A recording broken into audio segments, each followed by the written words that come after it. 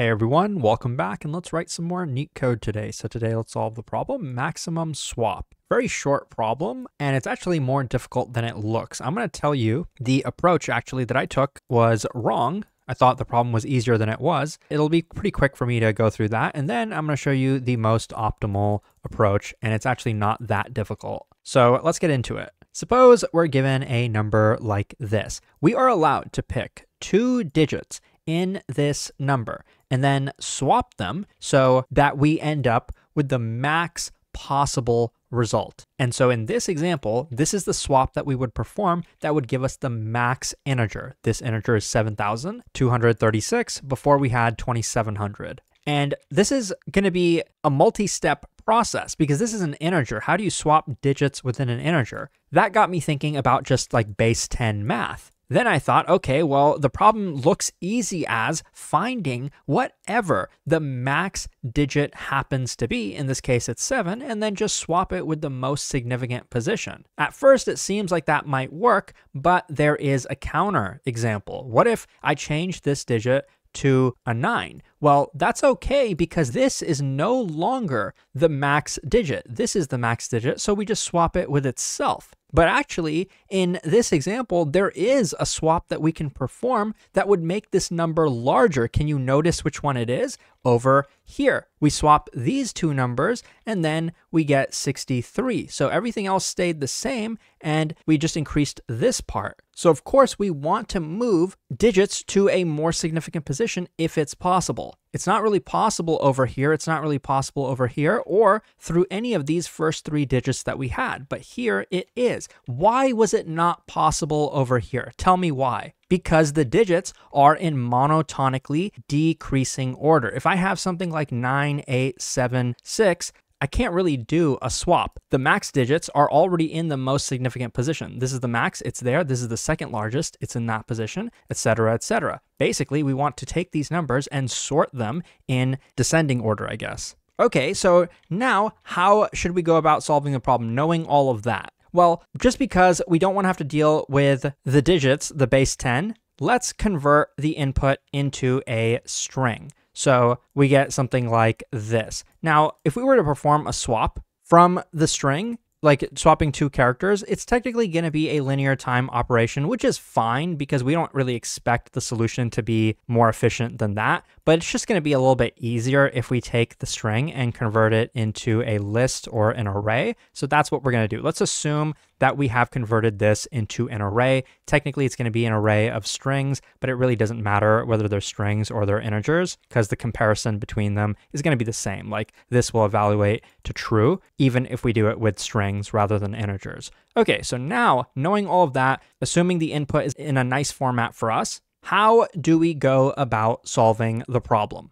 Consider a input like this, 5, 4, 3, and then here maybe we have a 2. No swaps that we can do, they're in decreasing order. If I change this though to a 4, now there's a swap that we can do. These two numbers can be swapped. If I change this to a 5, now it's actually this number. Why would I rather swap it with this number than this number? Because we want to move this into the most significant position that we possibly can. If I change this to a 6, it's going to want to go over there. That will increase the number. Obviously, a 6,400 is going to be bigger than 5,600. So the brute force, the n squared approach is going to be this. We scan from left to right, and for each number we see, let's try to replace this one. The goal is to replace the most significant digit we can. Is there a number in the input that's larger than 5? So scan through this part. We see that there's a 6, so we could. And then once we perform a single swap, we're done. We return the result.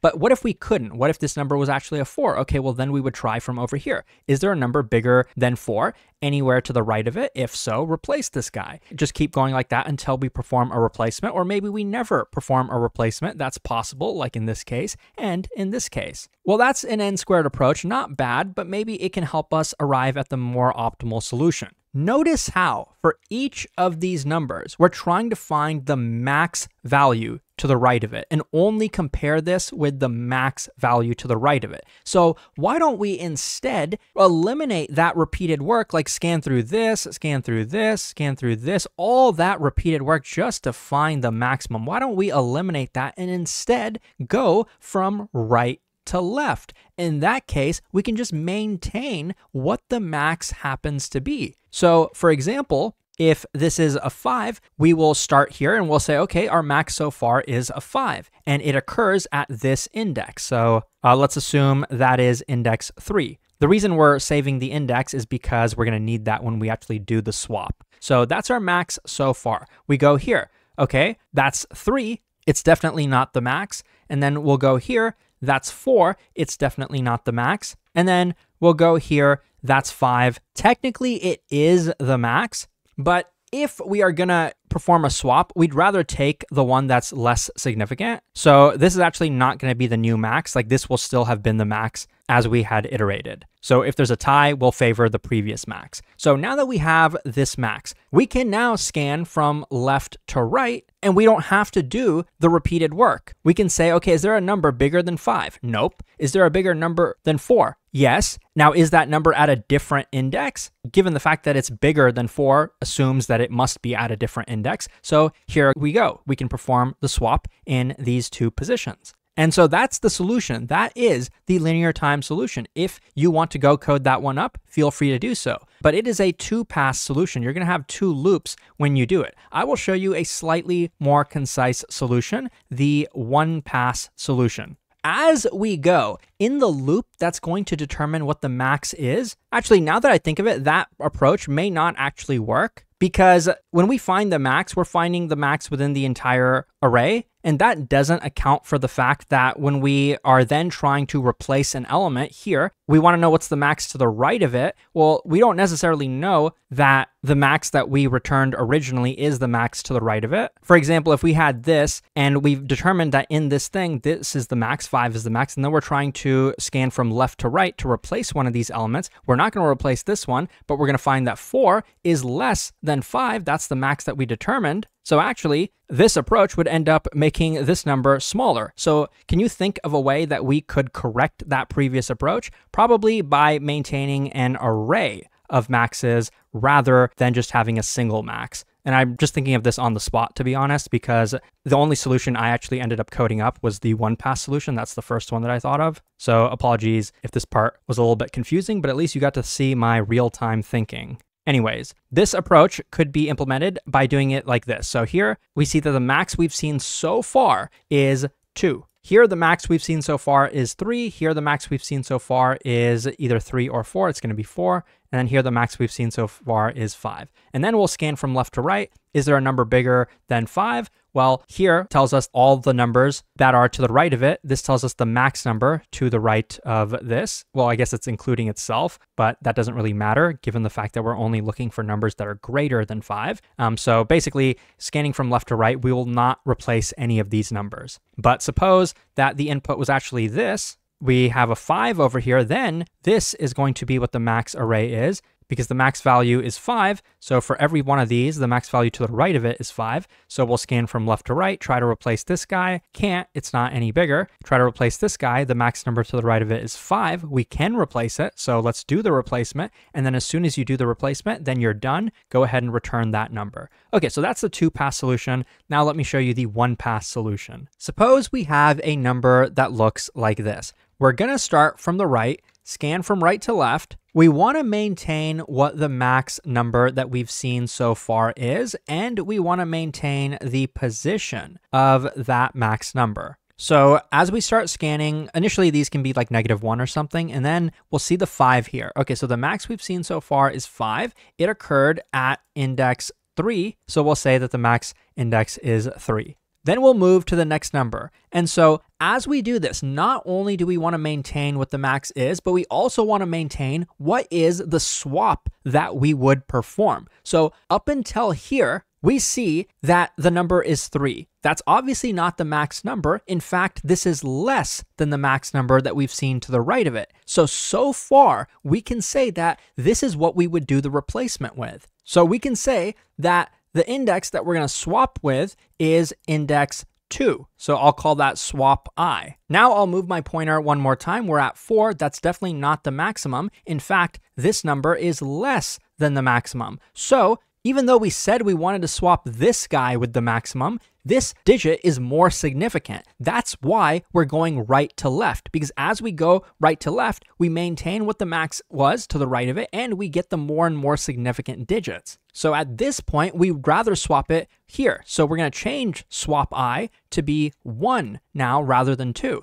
And now we're going to keep going here. We get to 6. This is greater than the max. So now we can update the max. We'll set it to 6, and we can update the max I, which is 0. Now it's time to perform the swap, but you might notice that the two indexes that we have stored are 0 and 1. This is not exactly what we wanted to do the swap with. So basically, we'd want one more pointer. When we override the max I pointer, we lose the original max. Like here, we said that this was the swap we wanted to perform, and we wanted to perform it with the max number to the right of it. That was at index 3, but we lost that as we kept going to the left. So long story short, we can fix that by maintaining a second pointer. So as we go through right to left, when we decide that this is an element we want to swap with the current max, which was 5, we will not only save the index of this element, we will save the index of the max element, which at that point was 3. So we will save that with that, and then we'll have two indexes, and we can very easily perform the swap between these two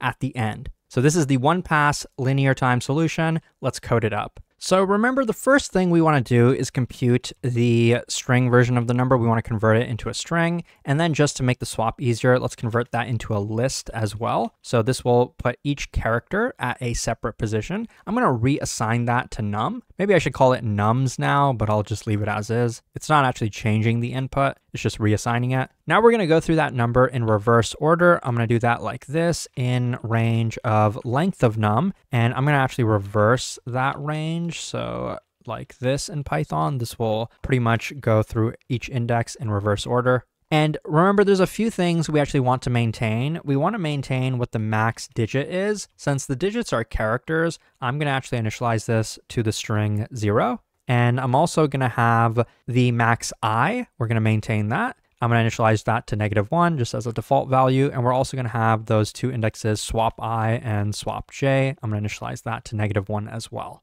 And so as we go through the input, there's two things we want to maintain. Remember, the max and what the swap is at that point in time. So let's start with the max. That's pretty easy. If the current number at index I is larger than the current max digit, well, then just reassign it. Pretty easy. Max digit is now this number, and the max index of that number is this, I. And by the way, if you really wanted to, you actually don't need to maintain the max digit. You probably could just maintain the max I. But the only downside is that there wouldn't be a default value when this is not like assigned. Like if you take nums of max I initially, it's -1, so you're going to get an index out of bounds. That's kind of why I'm doing it this way. Anyways, now for maintaining what the swap is, the current number at index I should only be swapped with a number to the right of it, i.e. the maximum, if it's less than the max digit. If it was equal to the max digit, that doesn't really matter. That's not going to do anything. So that's how you know that this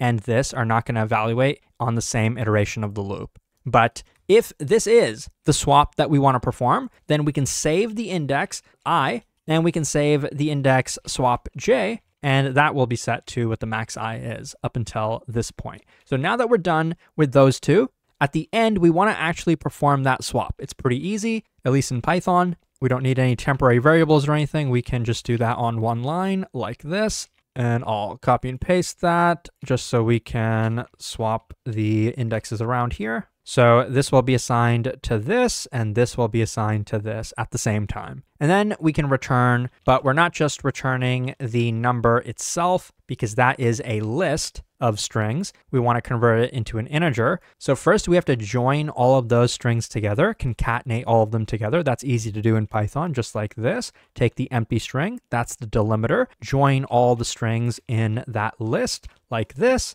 So now it's one big string, and now we just want to convert it into a number. So we can do that with the int function. Okay, I did have a bug. It's not really a bug, it's more of a syntax error. Over here, I had a comma, so I either have to do this, I either have to put another -1 here, or I can actually just put another equal over here. So both of these can be assigned to -1. By the way, what would happen if we did not want to perform a swap? In that case, both of these indexes would have stayed -1 because this if statement would have never executed. And that's how you know we don't want to perform a swap. But we don't need to guard this line of code with an if statement. We don't need to say that only execute this if swap I is not -1. The reason we don't need to do that is because we initialized both of them to -1 anyway. If we don't reassign them, this swap isn't going to do anything. They're both -1, like both the indexes are -1. So that's why we don't need that there. But if you wanna, you can add it. Now let's go ahead and run this. And as you can see on the left, it works and it's pretty efficient. If you found this helpful, check out Leetcode.io for a lot more, and hopefully I'll see you soon.